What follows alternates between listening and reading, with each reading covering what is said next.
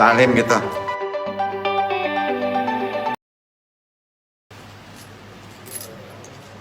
Kaji baru kini kita bahas hakikat ibadah Idul Kurban, ya. Tentunya dalam konteks secara tasawuf.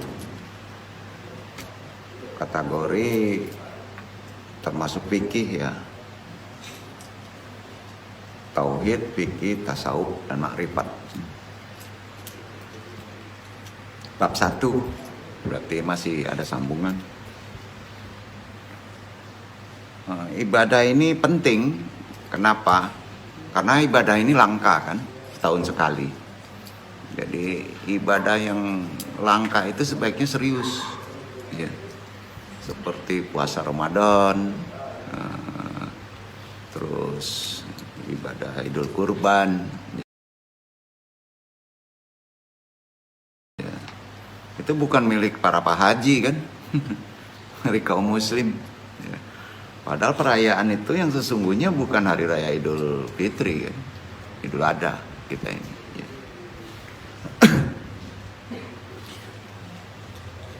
Assalamualaikum warahmatullahi wabarakatuh. Waalaikumsalam warahmatullahi wabarakatuh. Jazakumullah khairan katsira. A'udzubillahi minasyaitonirrajim. Bismillahirrahmanirrahim. Alhamdulillahilladzi ja'alallahu lil mu'minin wa ja'alal qur'ana hudal lil muttaqin. Asyhadu alla ilaha illallah wahdahu la syarikalah al malikul haqqul mubin wa asyhadu anna muhammadan abduhu wa rasuluh as-shadiqul wadil amin. Allahumma wa salim wa barik wa ala sayyidina wa maulana Muhammadin afdalil khalqi ajmain wa ala alihi wa tabi ajmain wa ma tabi'ahum bi ahsani ila yaumaidin. Berdoa kita.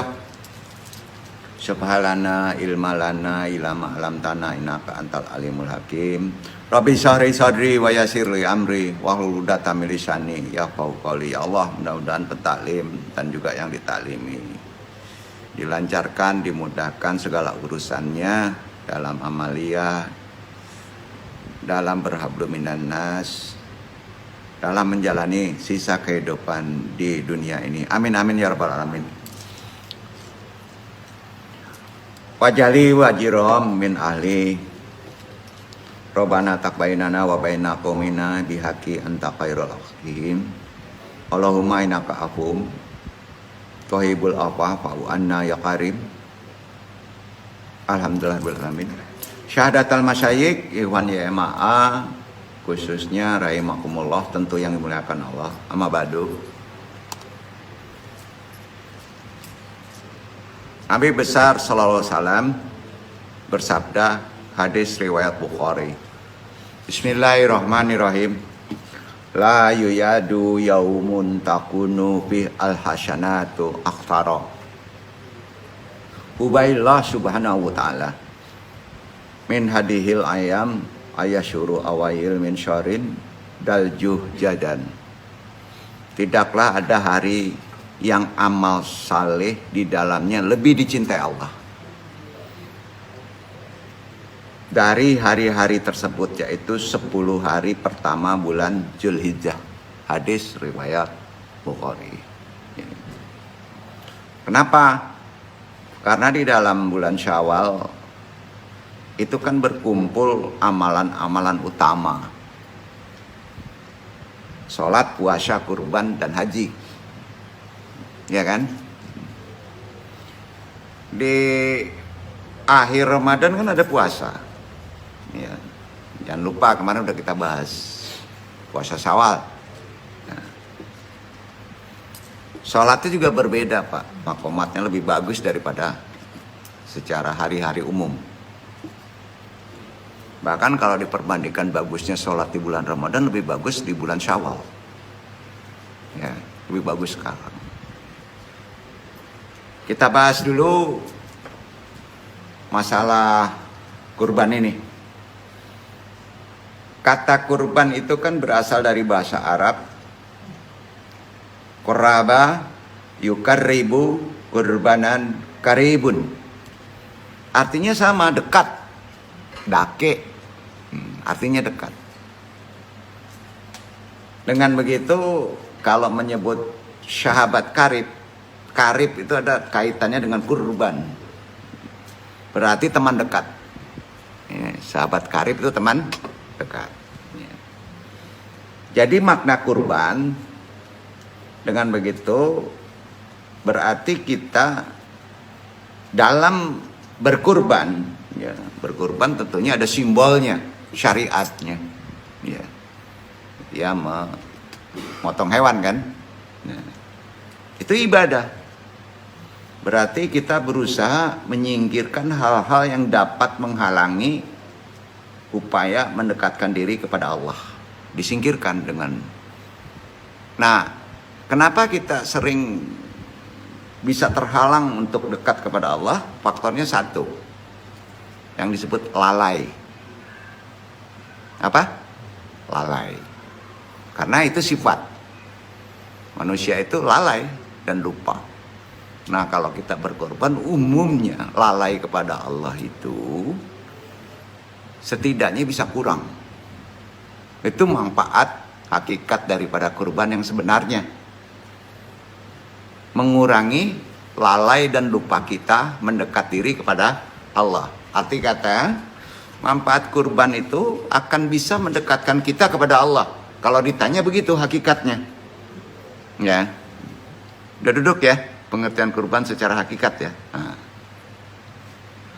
Penghalang mendekatkan itu adalah umumnya berhala kan. Berhala. Dalam berbagai bentuknya. Bukan berhala patung. Simbol kemodernannya adalah ego, nafsu, cinta kekuasaan, cinta harta benda, yang sifatnya semuanya berlebihan. Nah, itu kan harus dikorbankan dengan simbol memotong hewan. Nah, jadi konteks Idul Adha, pesan mendasarnya dalam perintah tersebut adalah agar manusia tidak sesat dalam menjalani hidup dan tidak sering lupa supaya mendekat kepada Allah. Untuk itu kita harus selalu menjalin kedekatan. Kalau kemarin kan lebih cenderung kepada ritual mendekatnya, hudur namanya kan. Nah, sekarang kan melakukan ibadah yang disyariatkan supaya dekat dan sering tidak lupa dalam proses kita selanjutnya kehidupan setahun ke depan adalah dengan kita harus berkurban. Ya, betul kan? Jadi ibarat kurban itu kunci, ya, kunci kita supaya bisa dekat kepada Allah dan bisa merasakan kebersamaan kepada Allah setiap saat. Jadi arti kata kurban itu kunci ihsan. Kunci apa? Ihsan. Ya. Karena manusia mudah sekali terperdaya oleh kenikmatan sesaat yang dijumpai dalam perjalanan hidupnya, maka Allah memberikan perintah, metode, bimbingan untuk selalu melihat kompas kehidupan melalui ritual, sholat, zikir, dan ibadah kuncinya adalah di kurban tadi melalui simbol. Ya. Agar kapal kehidupan tidak salah arah. Jadi sebagaimana kita ketahui, sesungguhnya sepanjang manusia dalam hidupnya menyerahkan diri kepada Allah, hak Allah ya, maka seluruh gerak dan diamnya, kalau kita tawakal terus, merasa dekat dengan Allah, diamnya kita, tidurnya kita, sadarnya kita, jaganya kita, dihitung semuanya langkah-langkahnya sebagai ibadah. Maka oleh karena itu ajaran Islam cukup besar ya, menaruh perhatiannya terhadap pangkal yang disebut niat yang menyertai amal.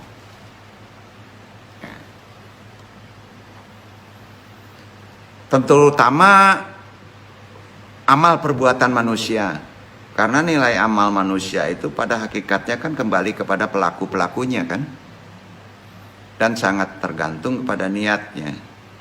Sebagaimana Rasulullah bersabda, fi al-waqi sawakan al-fiyal syiyam am la yutamid ala al-niyati wa ma yahumu al-jami'u maqasadahu faman hajar man fardaan ta'atillah wa rasuli faqobila wa rasuli hijratahu waman hajar min ajlan fardaan al-dunya wi atalati ya ilaya aw bisyabab almar atalati yatawajuha wa inna hijratahu tatawaqaf ala manawa.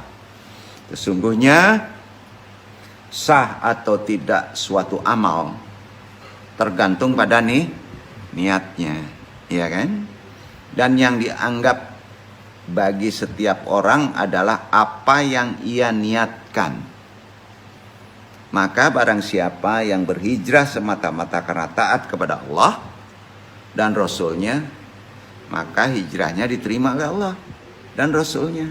Dan barang siapa yang hijrah karena keuntungan dunia yang dikejarnya atau karena perempuan yang akan dikawininya, maka hijrahnya terhenti pada apa yang ia niati.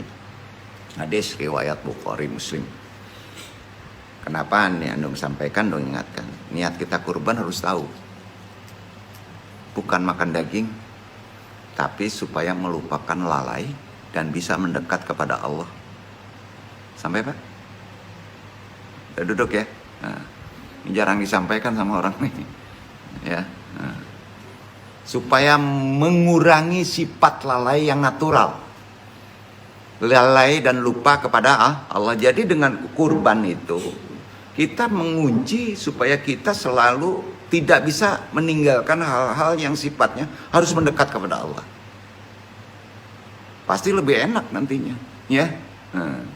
Ada barcode gitulah. Begitulah pula kiranya dalam implementasi ibadah kurban dalam niat tadi. Karenanya bagi yang merasa belum bisa berkurban, Nung ingatkan, ya, bukan urusan bujang tidak mampunya saja. Ibadah kurban itu kan merupakan sunnah mu'akkad. Sunnah mu'akkad itu sangat super dianjurkan. Jangan ada alasan tidak mampu. Memang berkurban itu harus yang mampu, kan ya. Tapi kalau kita mau betul mengikuti tuntunannya,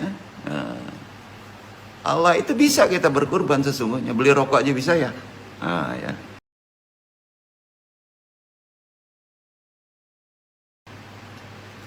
Sangat dianjurkan bagi seorang muslim.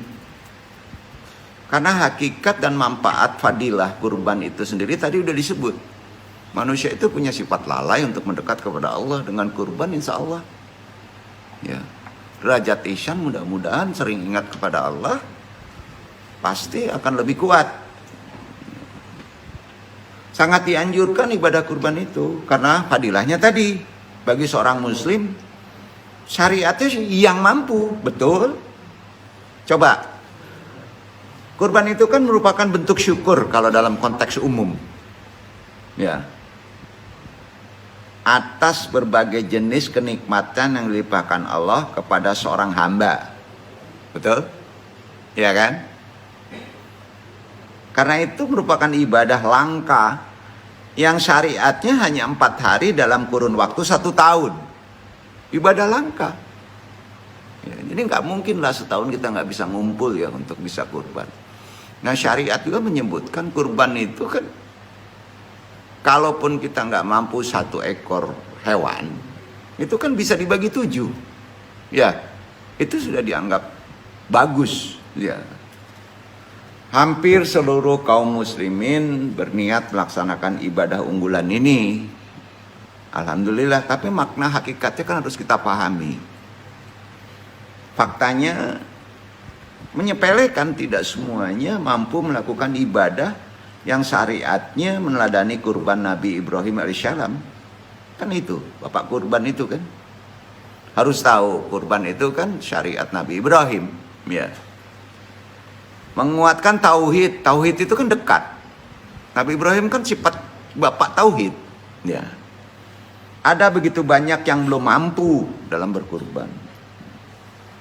Bahkan sebagian besar kaum muslimin justru berebut saat pembagian daging hewan kurban. Ini suatu kesalahan loh. Ya kita hanya bisa untuk makan 1 kali loh. syariat yang baik. Walaupun kita berkurban 1 ekor jawi, bukan ditumpuk di kulkas ya.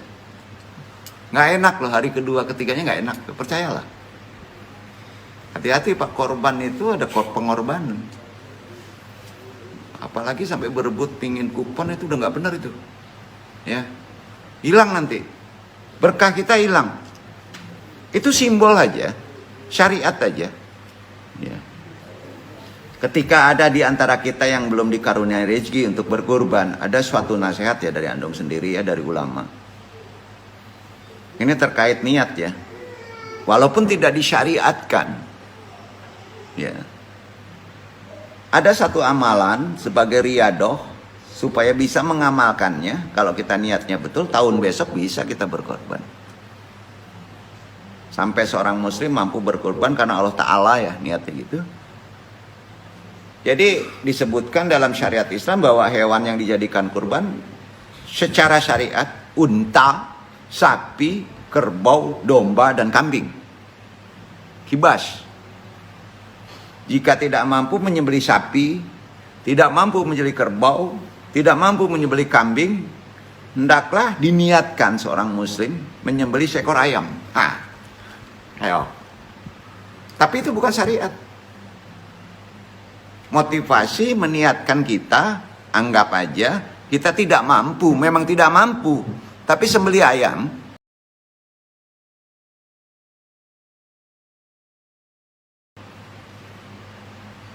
ya sembelih ayam, ini bukan syariat loh. Ini motivasi. Banyak ulama-ulama lama bahkan disarankan berkurban hanya dengan seekor telur. Berikan ke anak yatim, langsung. Niatkan karena kita tidak mampu kurban. Maka lihat keajaibannya, tahun besok kita bisa berkurban.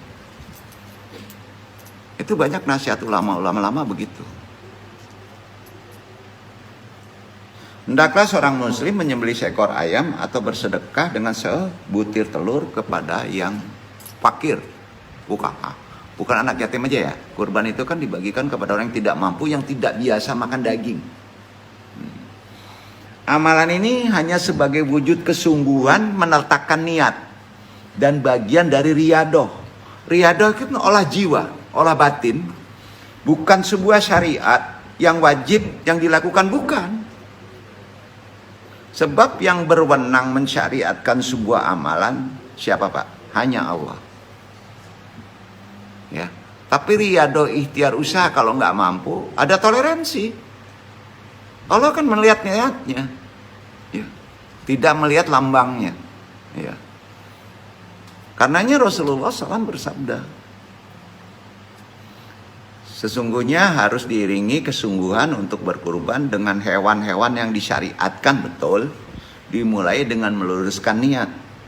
Dimulainya dengan meluruskan niat. Sering berdoa kepada Allah. Kalau kita tidak bisa meletakkan syariat secara sebenarnya, dengan sebaik-baik pinta, ya Allah, saya mampu hanya 1 telur. Ya, doakan saya bisa berkurban. Jarang orang berdoa begitu. Ya. Pentingnya kurban secara ritual itu luar biasa Pak kalau kita pahami. Tapi tidak bisa main-main. Andung hanya ingatkan, kalau tidak bisa dinasihati, kita jangan ikut menyembelih. Ya, kita jangan jadi algojo. Sampai Pak. Kenapa demikian kita bahas ya. Nah, lebih berat jadi imam Pak. Lebih berat menyembelih kurban. Ya. Mudah jadi imam. Paham ya? Kenapa demikian? Ya.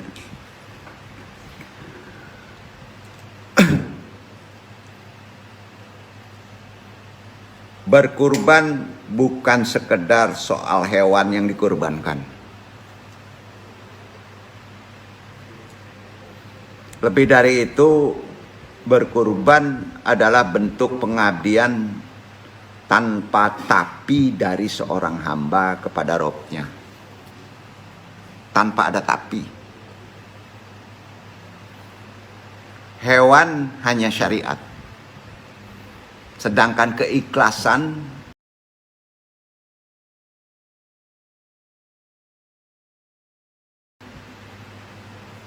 kesungguhan hati itulah yang utama. Mudah-mudahan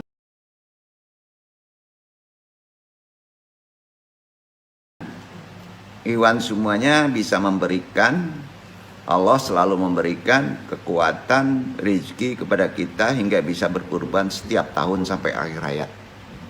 Jadi kalaupun kita niatkan duduknya tetap berkurban, walaupun hanya 1 ekor telur. Duduk ya. Itu tidak disyariatkan. Letaknya di niat. Paham ya maksudnya ya? Nanti takut salah pengertian nih. Karena ada pula ulama yang menyebut salah persepsi kalau berkurban boleh dengan 1 ayam katanya. Nanti kacau pula ini. Itu tidak disyariatkan, tapi diniatkan. Penggantinya syariat tadi ayam gitu ya. Sekarang intinya yang mesti kita dalami dalam perkara ibadah ritual kurban adalah hakikat dan makrifatnya kurban itu sendiri. Sebagai tugas kemanusiaan kita di hari kurban yang insya Allah kalau kita masih diberi waktu bisa mengamalkannya. Begini, kalau saja antum wabil khusus Ikhwan YMA seorang aktivis, maka antum akan lebih dulu membela manusia tertindas. Istilah kerennya apa? HAM, hak ajasi manusia. Bukan HAP ya, hak ajasi binatang, bukan. Duduk nggak nih maksudnya? Hak ajasi binatang artinya mengutamakan membela hak asasi manusia. Karena begini, sebelum membela hak asasi manusia, kan ada yang disebut serangkaian aksi aktivis PETA, People for the Ethical Treatment of Animals. Dikampanyekan kan, vegetarian di Sao Paulo, Brasil. Ada muslimnya. Tiap tahun, Pak. Ada muslimnya. Muslim yang paham pun kadang-kadang bingung nih seperti kita nih. Terlalu mudah kita berempati kepada hewan daripada manusia. Coba di YouTube itu kan. Percaya nggak tuh? Banyak muslim berempatinya ke hewan, tapi kepada manusia cuek dia.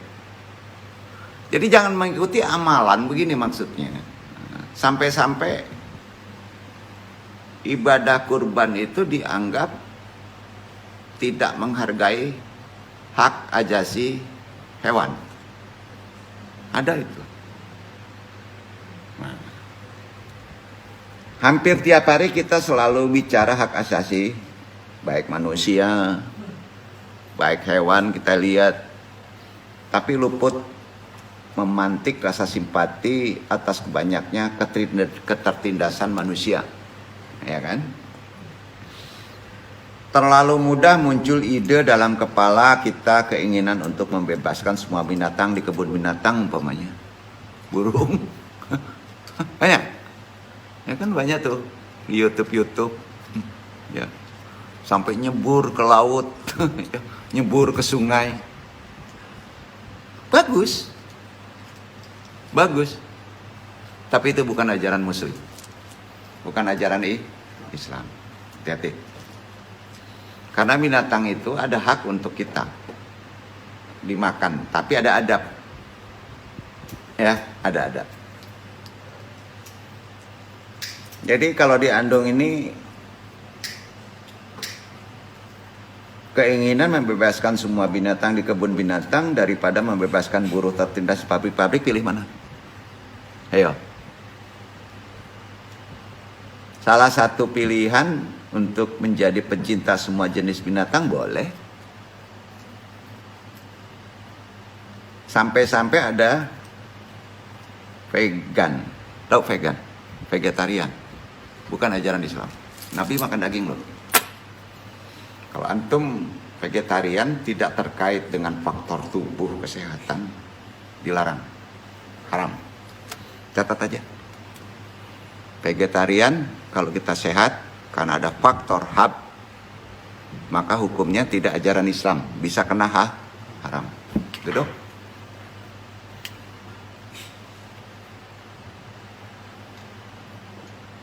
Jadi salah satu untuk menjadi pencinta semua binatang yang taat bisa dibilang pemerhati, kalau bukan aktivis hewan, kita menghormati pilihan ideologisnya, oke. Ya, sama-sama makhluk. Karena seperti yang selalu aktivis hub vegan bilang, vegan itu adalah pilihan. Ya. Dan tidak ada yang harus dipersoalkan atas pilihan itu, betul? Sebentar lagi kita Idul Adha. Gesernya tahun, nanti ada orang mempermasalahkan ibadah ritual korban. Lihat aja. Nah, di sini kita harus punya dalih berdasarkan firman Allah dan keterima oleh akal orang yang memusuhi kita. Nggak ada kita sampai pikir ke situ. Kalau Anda mikir ke situ, apa yang akan terjadi dengan satu ibadah yang akan digugurkan. Tentunya musuh. Hari yang disimbolkan Idul Adha itu sebagai hari berkurban bagi umat muslim, bagi musuh-musuh Islam. Nanti akan banyak artikel, nanti kurban nanti, ya, dengan segenap gambar-gambar yang menuai keprihatinan, mulai dari gambar sapi yang nangis. Ya, ayo. Kambing yang kabur. Ya. Sampai gambar-gambar sadis penyembelihan nanti di-share. Kita tidak sadar kalau itu bukan pelecehan, tapi sudah musuh Islam.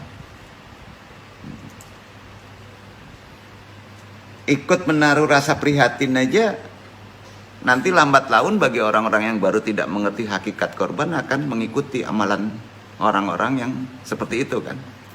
Karena hubungan antara hewan. Nah, takutnya yang diandung sekarang adalah muslim yang terdoktrin, sepakat dengan keprihatinan tadi. Penyembelihan secara sadis dalam konteks apapun adalah tindakan yang tidak manusiawi. Betul?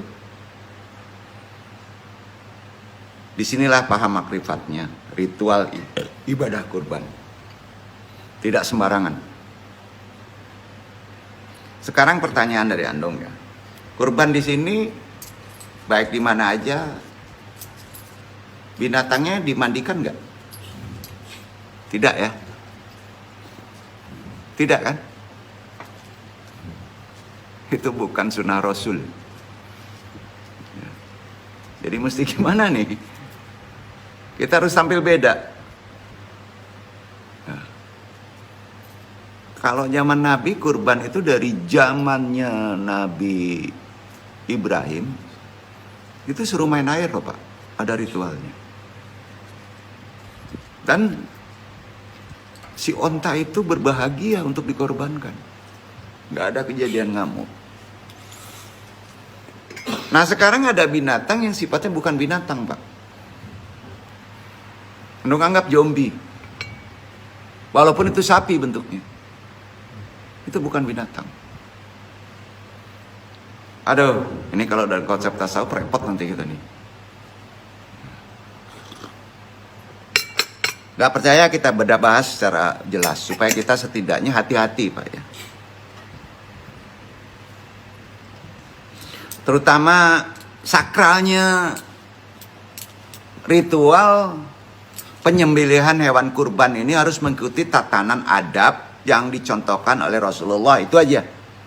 Gimana sih sebenarnya? Banyak yang melalaikan ini. Ini dipakai nanti oleh orang-orang musuh Islam menjadi tradisi barbar. Salah satu adab yang sering terjadi adalah dalam korban itu antara sapi itu nggak boleh ngelihat. Jadi sapi itu digeser jauh, diumpetin mbak, satu dipotong. Itu salah satu sunnah. Ini kita gimana pak? Kumpulin sapi. Lah dia hewan loh. Nah, besok mau robah itu. Nah gimana ini dong tantang Ustaz? Satu-satu. Mandiin dulu. Guyur dulu. Harus bersih. Cacat aja nggak boleh. Apalagi kotor. Orang dulu itu kalau berkorban itu tepi sungai. Main air dulu. Terus nggak boleh sama-sama. Karena binatang itu punya mata. Punya rasa. Ya.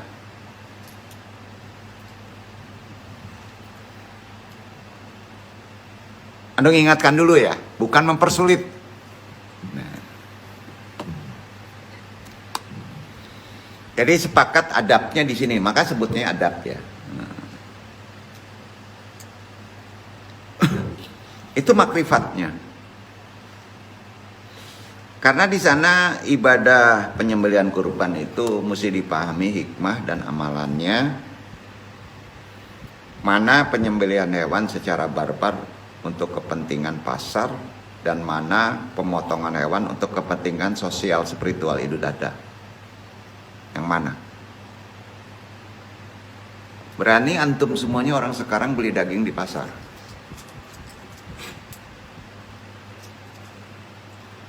Apalagi di mall. Kalau di anu haram. Gimana tuh?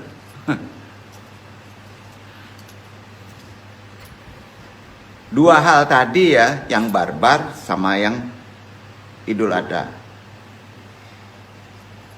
Kita harus pahami makrifatnya sehingga potensi kesalahan tafsir bisa terjadi. Bisa berpotensi seperti biasa aja makan daging, terutama daging-daging yang sifatnya hewan ternak. Karena itu untuk memahami Idul Adha sebagai tradisi barbar, bagaimana praktek pemotongan hewan, pengolahan daging hewan lewat mesin untuk kepentingan industri beda. Penyembelihan hewan secara sporadis dengan alat penyedot hingga kemudian dikunyah-kunyah oleh mesin pengunyah dalam kondisi hewan itu setengah hidup setengah mati haram. Apa? Haram. Anung tegas saja. Berani makan lagi. Hati-hati pak. Ritual korban udah ditata untuk makan daging loh pak. Kalau dulu menyembelih ayam aja harus wudu. Baik yang memegang maupun yang menyembelihnya harus wudu. Nggak sembarangan. Bagaimana praktek pemotongan hewan dan pengolahan daging hewan lewat mesin untuk kepentingan industri, penyembelihan hewan secara sporadis dengan alat penyedot hingga kemudian dikunyah-kunyah oleh mesin pengunyah dalam kondisi hewan itu setengah hidup setengah mati, gimana? Logika. Lagi-lagi konteksnya untuk kepentingan pasar, bisnis, daging-dagingan. Yang sampai saat ini produknya tergolong paling banyak digemari oleh konsumen dengan segala selera gengsi yang tinggi seperti McD, sosis, dan lain-lain. Dalam ajaran Islam, produk yang dihasilkan dari proses itu sudah jelas haram. Apa? Haram. Kenapa? Ada dua kaidah Islam fikih menetapkan haram tidaknya suatu produk, yaitu melihat sisi proses dari dua sisi itu. Iya kan? Termasuk prosesnya. Tanya, daging itu halal, thayyib, baik. Tapi membelinya prosesnya dari uang haram, daging itu jadi duduk. Duduk ya. Daging itu betul. Prosesnya menyembelihnya dengan tidak mengikuti adab yang dituntut secara sunnah Rasul, hasilnya gimana? Jangan dulu nyebut haram. Gimana Pak? Sifat kurban suci enggak Pak? Pahami itu. Itu makrifatnya. Ini bukan mempersulit. Islam tidak susah. Itu hewan loh. Itu makhluk.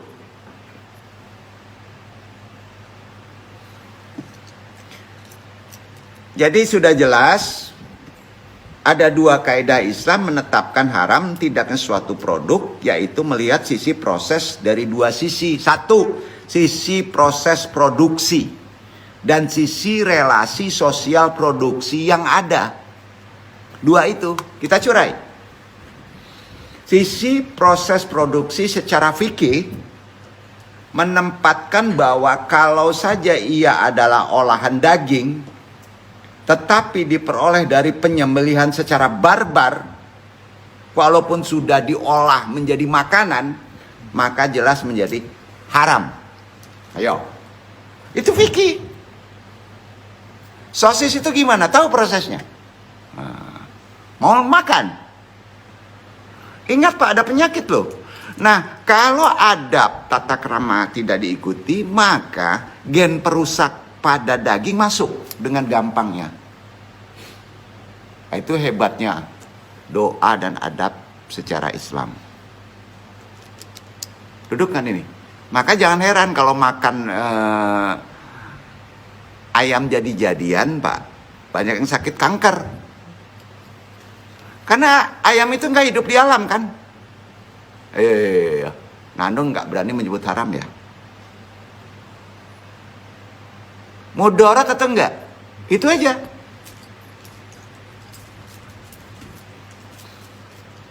Ayam stres dimakan, stres lah kita. Ayam itu kan stres Pak. Sekarang ada jawi stres nggak banyak, nggak hidup di rumput. Ya.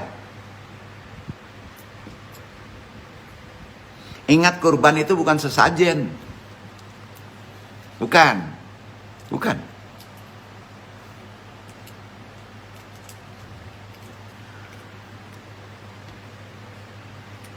Jadi hati-hati Pak ya. Termasuk dalam bahan-bahan yang membahayakan lainnya akan masuk kalau tidak ada adab secara benar, tuntunan secara Nabi. Yang kedua, secara relasi sosial produksi. Kalau saja produk itu dihasilkan dari proses penindasan, hati-hati Pak, terhadap manusia, seperti buruh, pekerja, masyarakat, adat, dan lain-lain, maka fikih sosialnya mana? Fikih sosialnya, fikih kan ada fikih sosial. Atas produk itu menjadi bermasalah. Betul prosesnya, secara adab betul. Tapi yang memotongnya itu adalah bermasalah. Tidak diberi haknya. Bermasalah daging itu. Ayo. Fikih sosialnya ke sana. Kok sampai gitu ya? Maka fikih sosial bermasalah. Alasannya begitu. Disitulah penolakan Islam, hati-hati kita membeli hal-hal daging. Jadi sebaiknya kita kalau beli hewan, Bapak potong sendiri Pak. Itu ada ibadah. Diatur dengan nama Allah. Ada wudhu. Yang memegangnya aja wudhu Pak. Ingat, tidak mudah penyakit masuk. Dan justru ada berkah untuk menyehatkan.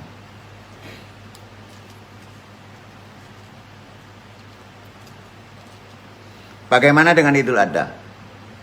Hakikatnya, penyembelihan hewan kurban Idul Adha yang membuat kita mentradisikan pemotongan hewan, dan itu perintah syariat. Menurut sejarah kita bahas. Nabi Ibrahim, kita tahu bahwa sejarah kurban adalah sejarah pengorbanan.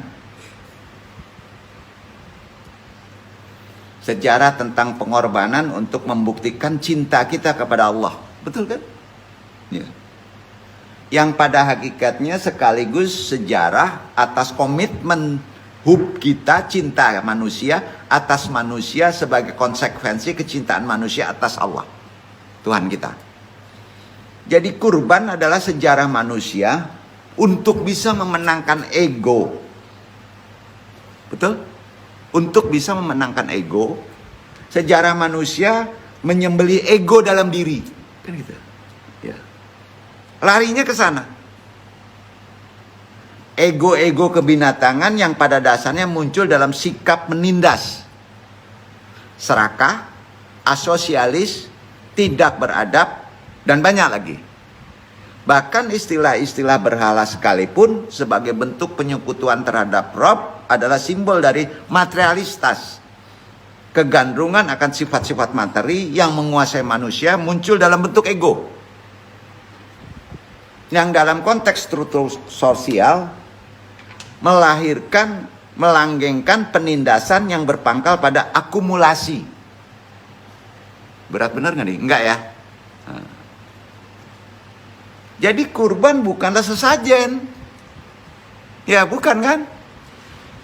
Yang dipersembahkan kepada altar Allah, bukan. Tetapi merupakan pengorbanan manusia untuk kepentingan manusia tertindas. Kan gitu bahasanya. Karena itulah korban adalah ibadah sosial yang mengajarkan manusia untuk bisa berbagi. Mengorbankan hal yang paling berharga dalam diri untuk orang lain. Apa yang paling berharga? Di negara-negara Arab yang notabene hidup di gurun pasir dulu, daging ternak adalah simbol dari harta yang paling dianggap berharga. Betul? Saat itu. Kepemilikan ternak menggambarkan bahkan ikut menentukan status sosial orang itu. Bukan mobil Mercy, udah berubah sekarang. Jadi besok korbannya jangan sapi atau onta, Pak. Mobil Mercy yang dikorbanin. Harusnya ke sana. Itu adalah bentuk kapitalisme primitif saat itu. Karena tidak heran ketika dalam cerita-cerita tentang Nabi Musa sekalipun, materialisme kehidupan masyarakatnya digambarkan lewat sapi. Di Quran itu. Berhala-berhala itu digambarkan sebagai realitas materi seperti ternak. Kalau itu bentuk kecintaan terhadap Rob dan manusia, kenapa harus mengorbankan hewan sebagai makhluk hidup? Pertanyaan. Jadi dalam konteks ini, Andung ingin menjelaskan dalam ranah makrifat sebetulnya.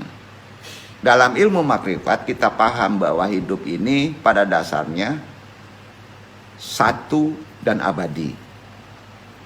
Kekekalan Tuhan dan konsepsi-konsepsi kita tentang realitas pada dasarnya tidaklah bertentangan dengan hukum kekekalan energi atau alam itu sendiri. Tidak. Alam adalah satu, tak terkecuali dengan manusia, hewan, tumbuhan itu sendiri.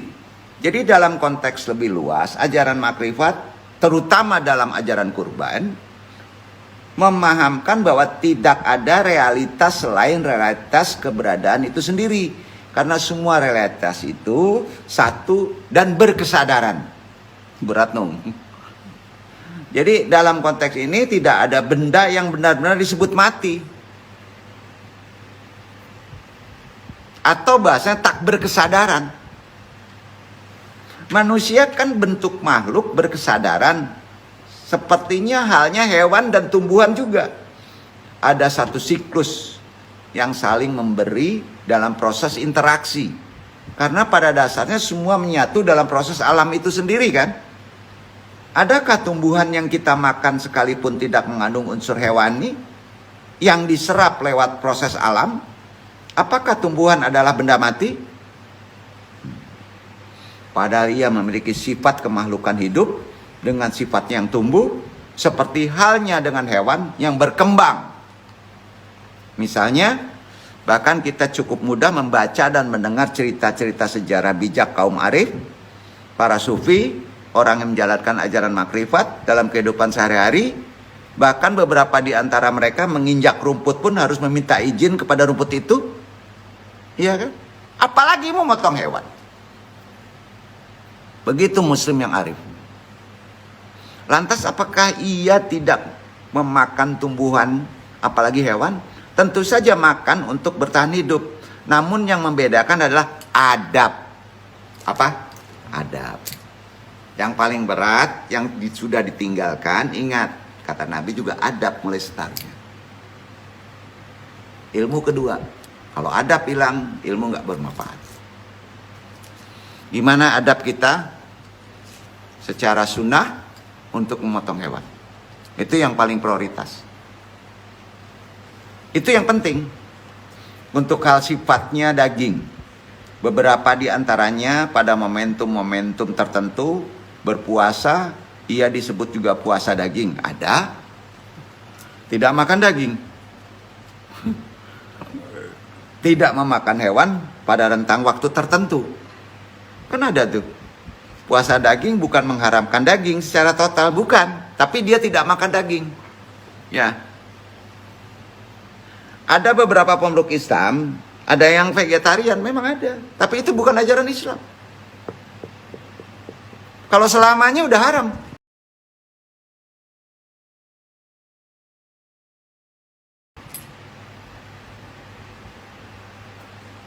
Ya. Tapi kalau itu berpantang karena ada pengaruh pada tubuh, itu dibolehkan. Duduk. Dan kita menghormati pilihan mereka, hormati aja. Kembali lagi kita ke adab. Yang membedakan adalah adab di sini. Ini yang paling penting. Adab inilah yang membedakan manusia, hewan, dan tumbuhan. Kalau manusia menyembelih hewan, tapi menafikan adab. Kalau manusia menyembelih hewan, tapi menampilkan adab, maka ia telah ikut melunturkan kemanusiaannya. Karena lagi-lagi yang membedakan manusia dengan hewan adalah adab. Manusia dengan hewan yang membedakannya adalah adab. Maka dalam memotong hewan harus ada adab. Karena kita manusia. Ya. Kata para filsuf, kalau kita sudah memahami filsafat, manusia adalah binatang yang berpikir. Setuju? Manusia adalah binatang yang berpikir. Itu kata filsuf. Dari berpikirnya itulah ia seharusnya beradab. Duduk. Duduk. Nah. Kalau saja dalam penyembelihan hewan itu tidak lagi dilandasi oleh adab, maka nggak ada bedanya dia dengan hewan. Disindir di Quran. Ayo. Bukan mempersulit loh.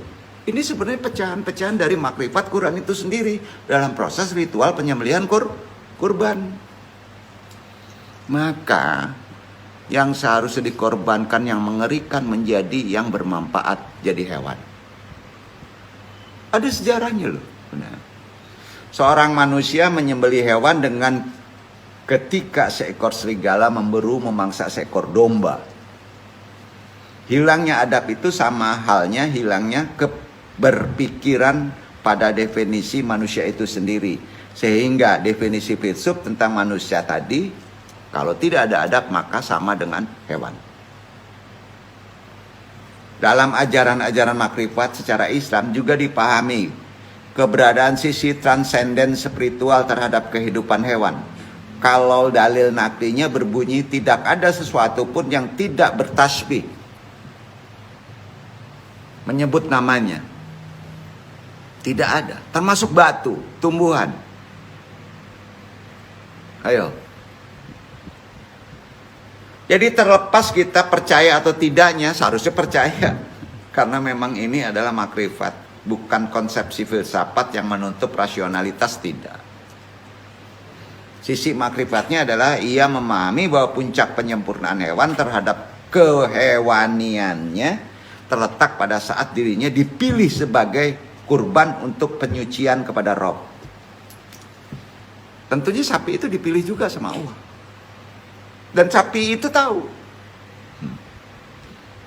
Dalam konteks ini dipahami bahwa ada hal-hal yang hudus. Hudus itu ada yang hal-hal yang suci dalam korban itu. Ya. Yang dilekatkan sebagai sebuah pemahaman untuk pemotongan hewan. Konsep ini memahami bahwa hewan diciptakan untuk mendampingi tugas kemanusiaan yang diemban oleh manusia. Karena itu dipahami tidak ada yang sia-sia. Ya. Puncak penyempurnaannya ia adalah ketika ia bisa menopang jalan panjang perjuangan manusia menegakkan tugas-tugas kemanusiaan. Karena itu dalam perspektif ini memang agak lebih jelimet ya. Karena kurban itu secara hakikat itu sangat mengerikan sebetulnya kalau tidak paham. Air mata yang berkaca-kaca tidak semata-mata ditafsirkan sebagai bentuk kesedihan pada hewan, tidak. Justru wujud nyata dari kebahagiaan. Jangan sama, Pak. Hati-hati, Pak. Justru kalau ada sapi seperti keluar air, Pak, justru itu bahagia karena dia dipilih untuk bersama manusia untuk menjalani kehidupannya. Jangan di-share ini menjadi barbar. Duduk kan nih? Maksud kaji tahu ya? Nah, terbalik-balik ya kaji Andong? Enggak! Bukan. Jadi itulah konteks makrifat supaya kita lebih paham. Karenanya kadang bisa terlihat fenomena itu pada hewan. Dalam konteks kita membaca tandanya ya. Kadang-kadang terlihat hewan yang ingin dikurbankan terlalu tenang.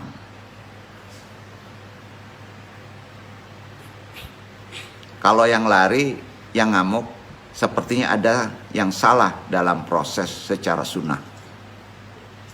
Nggak perlu dikaji. Jangan dicari sebabnya. Ada yang salah secara sunnah. Jadi antum harus belajar dulu sunnah gimana berkorban secara Islam. Duduk. Pertama, sulit loh kita menjadi penjagal. Wudu, doa, berapa kali gesek pisau itu? Tidak boleh lepas dari 3.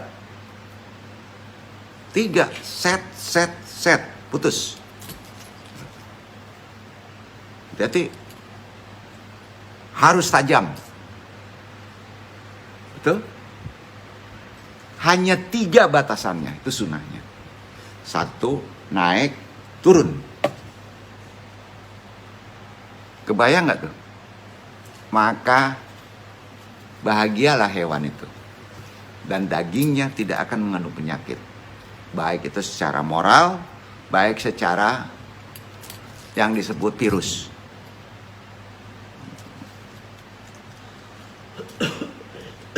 Jadi dalam hal ini semua makhluk yang terpilih untuk dikorbankan bisa berbahagia kalau mengikuti sunnah dan adab Nabi, menjadi penyangga atas kesadaran komitmen manusia menegakkan risalah Allah di muka bumi, berpihak kepada kemanusiaan.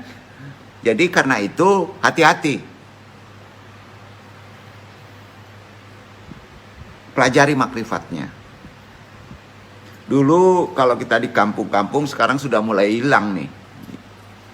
Yang masih kental dengan pemahaman makrifat ruhani keagamaan punya adab tersendiri dalam melakukan pemotongan apa aja hewan. Begitu juga dalam penentuan hewan potong pun haruslah yang sudah matang. Dalam arti sudah berumur, tidak terlalu tua, tidak terlalu muda. Tidak cacat lagi. Dulu sering diminta untuk memegang ayam aja sebelum ditahbiskan penyempurnaannya atau dipotong maksudnya. Sebelum dipotong terlebih dahulu kita wajib berwudu. Nah, wajib loh. Karena wudu artinya mensucikan diri. Ya. Syarat wajib pertama sebelum beribadah kepada Allah apa dalam agama Islam? Penyucian kan? Nah, semua orang yang terlibat dalam pemotongan harus bersuci, termasuk yang mencancangnya. Nah ini tugas kita untuk ngasih tahu loh, Ustadz tugasnya tuh. Masuk ke masjid, cancang daging, wudu. Batal wudu, balik lagi wudu. Karena sifatnya ada kudus. Duduk ya. Itu adabnya yang hilang sekarang.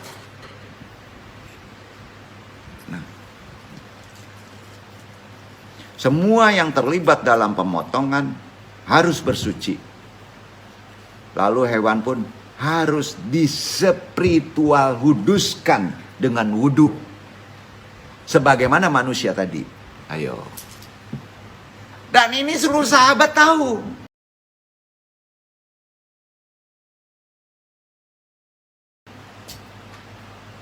Banyak yang melenceng sekarang nggak? Bahkan kalau di kampung-kampung dulu itu cukup dengan air ada doa, disiram kepala hewan. Ada sekarang nggak? Dong tanya. Dan tidak boleh hewan dikorbankan itu sama-sama saling berlihat, nggak boleh. Dipisahkan. Ini terkait dengan adab dan akhlak. Loh, antum kalau ngelihat satu dipotong dia, antum ngelihat gimana? Insting loh. Aduh, sebaiknya usah makan kurban sekarang udah terlalu aneh sekarang orang melakukannya. Ini bukan mempersulit. Bukan. Memang tata aturannya begitu. Syarat wajibnya kita harus tahu. Wudhu. Enggak kita aja yang wudhu, yang cancang juga wudhu. Ya. Ingat itu ritual, itu ibadah. Ya.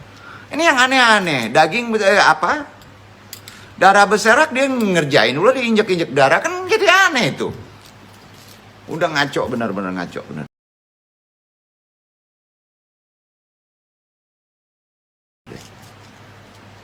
Kemudian pastikan adab kedua. Pisau pemotong harus sudah diasah seasah-asahnya mungkin untuk tidak meninggalkan rasa sakit terlalu lama. Dan syarat di situ hanya boleh dilakukan 3 kali gosokan pisau, 1 ke bawah, 1 ke atas, terakhir ke bawah. Perhatikan yang 10 kali loh. Nggak boleh itu. Ini memang harus siap pisau itu. Karena secepat itu menghilangkan rasa pedih, maka hewan itu bahagia. Kalau hewan itu bahagia, psikologinya ke daging enak gak? Jujur. Begitulah adab-adabnya yang perlu Dong sampaikan. Jadi tradisi ini bukan tradisi barbar. Ya. Jangan sampai ritual korban kita dianggap barbar oleh musuh-musuh Islam. Karena kita tidak beradab. Ya. Ada banyak komponen syarat dan makna spiritual di dalamnya yang banyak sekali orang sekarang perkara kurban karena setahun sekali tidak mau memahami secara sisi yang sebenarnya dalam konteks makrifat. Karena kurban itu sebenarnya hakikatnya isinya banyak sekali simbol yang perkaranya kebersihan ruhani. Itu berada di konteks tasawuf. Ya, jadi kalau antum tidak merasa paham dengan secara ini fisik untuk memotong, jangan memotong. Ya, jangan memotong. Sebaiknya daging kurban kita cukup makan sekali, sudah itu serahkan ke orang lain. Itu yang terbaik.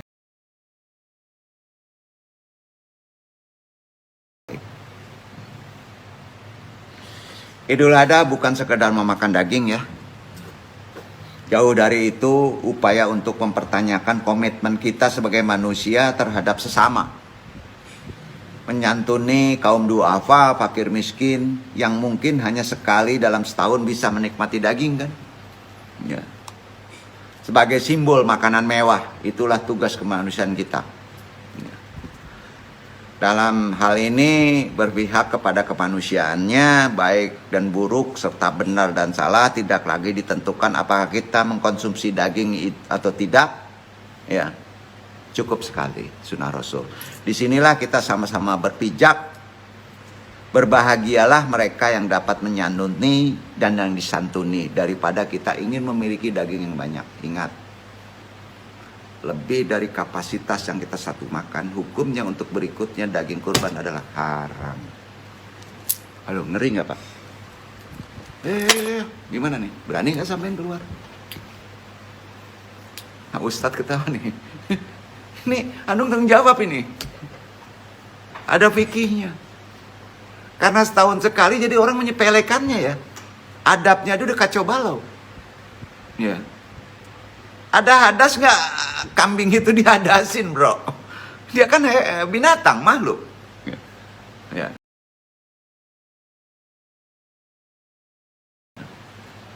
Ibadah kurban yang dikenal sampai saat ini tidak dapat dilepaskan dari Nabi Ibrahim dan Nabi Ismail. Sebagian riwayat menyebutkan Nabi Ishak ya. Kita tidak memperdebatkan itu ya. Ibadah kurban berawal dari perintah Allah Subhanahu wa taala kepada Nabi Ibrahim alaihissalam untuk menyembelih putranya Nabi Ismail alaihissalam. Riwayat keduanya ini Allah berfirman, dibaca dulu supaya kita lebih maknanya lebih dalam. Quran surat Asy-Syafa'at ayat 102. Dibaca Ikhwan.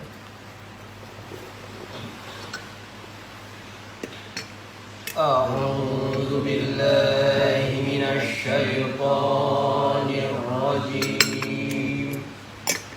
Bismillahirrahmanirrahim.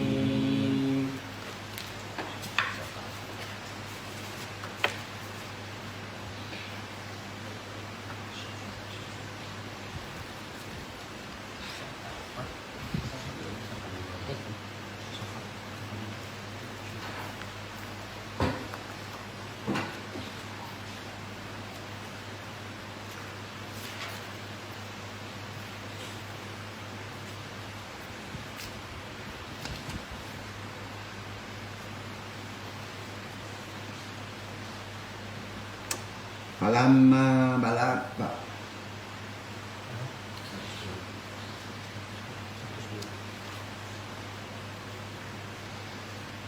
فلما بلغ معه السعي قال يا بني إني أرى في المنام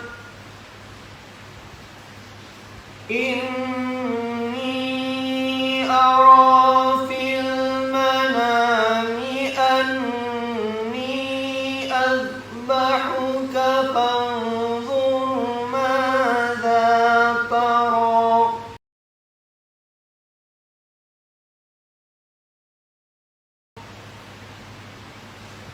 قال يا أبت افعل ما تؤمر ستجدني إن شاء الله من الصابرين.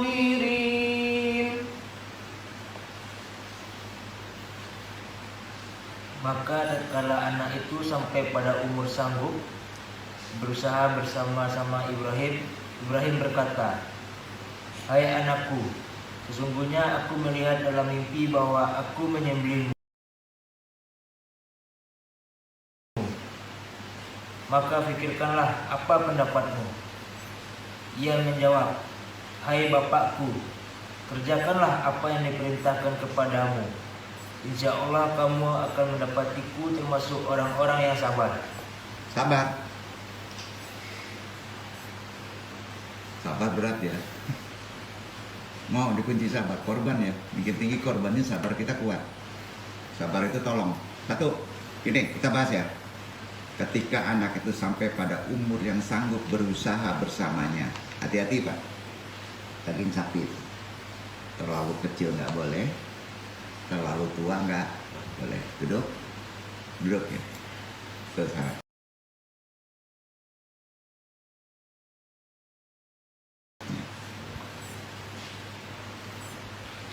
Wahai anakku, sesungguhnya aku bermimpi bahwa aku menyembelihmu. Udah tahu nggak? Maknanya apa Pak? Mimpi kan kadang-kadang nggak jadi nyata bahwa Ismail yang dipotong. Mimpi. Ayo. Mimpi kan?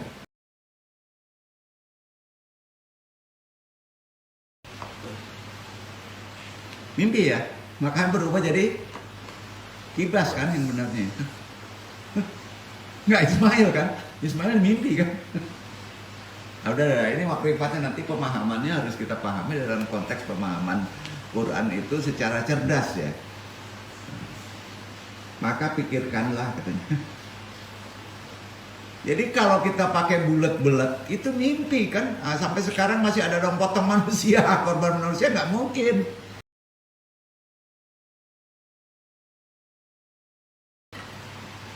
Ya, betul kan? Hidup sendiri mimpi kok. Pikirkan. Ismail menjawab, karena Ismail juga nabi kan, pasti ada petunjuk wahyu yang sama. Wahai ayahku, lakukanlah apa yang diperintahkan Allah supaya kita bisa sabar. Ya. Riwayat ini menceritakan ungkapan Nabi Ibrahim alaihissalam kepada Ismail atas mimpinya selama 3 malam terakhir kan. Betul kan? Maka tatkala anak itu sampai pada umur sanggup berusaha bersama Ibrahim, Ibrahim berkata, "Hei anakku, sungguh aku melihat dalam mimpi bahwa aku menyembelihmu dalam mimpi. Pikirkanlah apa pendapatmu." Apa yang terjadi dalam mimpi Ibrahim alaihissalam dipahami oleh dirinya Ismail alaihissalam anaknya sebagai perintah Allah. Sebabnya mimpi para nabi, kata Ibnu Abbas, adalah wahyu ilahi. Muhammad bin Ka'ab mengatakan juga wahyu ilahi mendatangi para nabi saat mereka terjaga dan tertidur. Oleh karena itu keduanya memiliki pengertian yang sama atas takwil mimpi Ibrahim alaihissalam tadi, baik bapaknya maupun anaknya. Bapakku, kerjakanlah apa yang diperintahkan kepadamu, insya Allah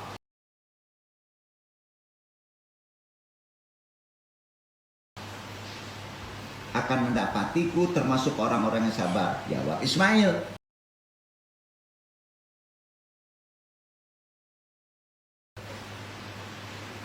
Jadi perintah kurban berkaitan erat dengan kewajiban untuk menjaga agar tidak tertidur.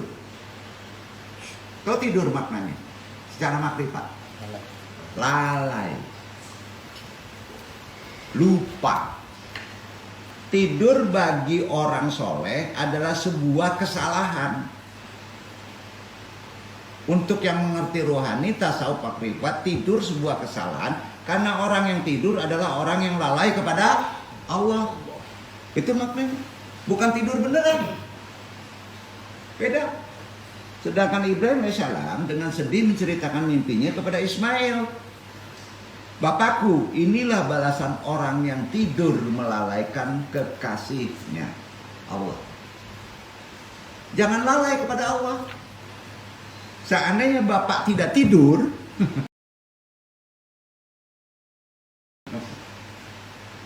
niscaya bapak tidak diperintahkan untuk menyembelih aku, anaknya.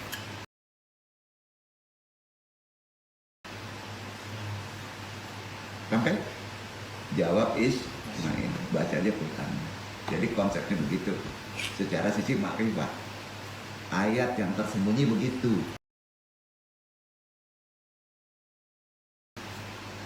Insya Allah yang belum sampaikan benar, belum jawab. Wabillahi taufiq wal hidayah, besok kita bahas lebih dalam lagi karena tarikannya kepada sufisme dan tasawuf. Kita dalam sisi ini yang kita mesti dalami untuk menguatkan dalam konteks syariat. Pendek bener ya kalau kita kalau kita. Assalamualaikum warahmatullahi wabarakatuh. Waalaikumsalam warahmatullahi wabarakatuh.